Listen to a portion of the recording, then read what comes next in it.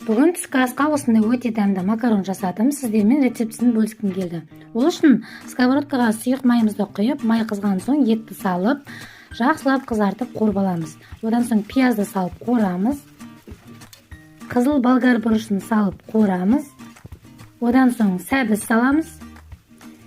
Және бір ас қасық томат пастасы мен 30 мл суды араластырып, осыны қосып, араластыра отырып, жақсылап қуырамыз.